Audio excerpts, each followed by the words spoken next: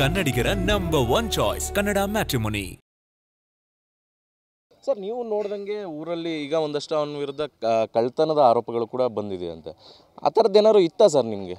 ಅವನಿಗೆ ನಾನು SBIನಲ್ಲಿ bank loan ಕೊಡಿಸಿದ್ದೆ 2 ಹಸುಗಳಿಗೆ. ಅದು ಕಟ್ಟಲಿಲ್ಲ, ಹಸುಗಳು ಮಾರ್ಕ ಹೊಟ್ಟೋದ. ಅವ್ರ ಮಾವ ಅವ್ರ ತಂಗಿನ ಕೊಲೆ ಮಾಡ್ತಾನೆ ಮಂಡ್ಯದಲ್ಲಿ. ಕೊಲೆ ಮಾಡಿದಾಗ ಅವ್ರ ಮಾವನ ಮಕ್ಕಳು ಅವರೆಲ್ಲ ಇವನೇ ಸಾಕ್ತಾಯಿದ್ದ ಸ್ವಲ್ಪ ದಿವಸ.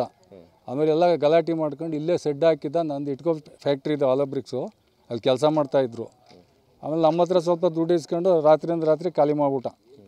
ಮತ್ತೆ ಧರ್ಮಸ್ಥಳಕ್ಕೆ ಹೋದ. ಎಲ್ಲೆಲ್ಲ ತಿರ್ಕೊಂಡು ಹಿಂಗೆಲ್ಲ ಫ್ರಾಡ್ ಮಾಡ್ಕೊಂಡು ಸ್ವಾಮಿಗಳ ಬಗ್ಗೆ ಇಲ್ಲದೇ ಇರೋದು ಆರೋಪ ಮಾಡ್ಕೊಂಡಿದ್ದಾನೆ. ಇವನು ಮಾಡ್ತಾ ಇರೋದು ತಪ್ಪು. ನಮ್ಮ ಗ್ರಾಮದಲ್ಲಿ ಏನು ಅವ್ನಿಗೆ ಒಳ್ಳೆ ನೇಮ್ ಇಲ್ಲ. ಅವ್ರ ತಂದೆ ತಾಯಿ ಒಳ್ಳೆಯವರು, ಅವರೆಲ್ಲ ಸುತ್ತೋದ್ರು. ಇವನು ಈ ಥರ ಮಾಡೋದು ತಪ್ಪು. ಇದನ್ನು ನಾನು ಒಪ್ಪುವುದಿಲ್ಲ ಯಾವುದೇ ಕಾರಣಕ್ಕೂ. ಅದೇ ಧರ್ಮಸ್ಥಳದಲ್ಲಿ ಆ ಥರ ಕಳ್ತನ ಮಾಡೋದು ವಿಚಾರ ನಿಮ್ಗೆ ಏನಾದ್ರು ಗೊತ್ತಿತ್ತು? ಗೊತ್ತಿತ್ತು. ಅವ್ನು ಒಡವೆ ಎಲ್ಲ ಹಾಕಬತ್ತಿದ್ದ ಇಲ್ಲಿ ಬಂದಾಗ. ಆಮೇಲೆ ಅವ್ರ ಅಣ್ಣ ಒಬ್ಬ ಸನ್ಯಾಸಿ ಅಂತಿದ್ದ, ಅವನು ನನ್ನ ಮಗ ಡಾಕ್ಟರ್ ಓದಿಸ್ತಾವನೆ ಅಂತ. ಕನ್ನಡ ಮ್ಯಾಟ್ರಿಮೋನಿಯಲ್ಲಿ ಹೇರಾಳವಾದ ಚಾಯ್ಸ್ ಇದೆ. ಲಕ್ಷಾಂತರ ಜನರಿಗೆ ನಮ್ಮ ಕನ್ನಡ ಮ್ಯಾಟ್ರಿಮೋನಿ ಮೂಲಕ ಮದುವೆ ಆಗಿದೆ. ಇದಕ್ಕಿಂತ ಬೇರೇನ್ ಬೇಕು? ಕನ್ನಡಿಗರ ನಂಬರ್ 1 ಚಾಯ್ಸ್ ಕನ್ನಡ ಮ್ಯಾಟ್ರಿಮೋನಿ. ಎಲ್ಲ ಬರೋರು ಇಲ್ಲಿಗೆ ಬರ್ತಿದ್ರು.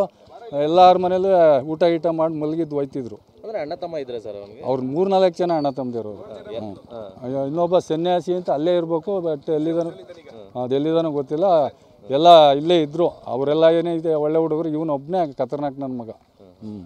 ಸರ್, ಈಗ ಆತ ಯಾರು ಅನ್ನೋಂಥದ್ದು ಯಾರಿಗೂ ಕೂಡ ಗೊತ್ತಾಗ್ತಾ ಇರಲಿಲ್ಲ.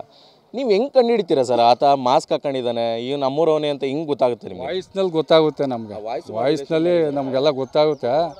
ಅವನು ಚಿನ್ನ ಅಂತಿದ್ದ, ಭೀಮಾ ಅಂತ ಅವೆಲ್ಲ ಸುಳ್ಳು. ಅವನ ಹೆಸರು ಚಿನ್ನ ಅಂತ ಹೆಸರು ನಾವೆಲ್ಲ ಕರಿತಿದ್ದದ್ದು. ಅವನ್ನೆಲ್ಲ ಫ್ರಾಡ್ ಮಾಡ್ತಾನೆ ಬಿಡಿ. ಅದ್ರ ಬಗ್ಗೆ ಸ್ವಾಮಿಗಳ ಬಗ್ಗೆ ಹೇಳೋದು ನಾವು ಅದು ಸಮಂಜಸ ಅಲ್ಲ ಅದು.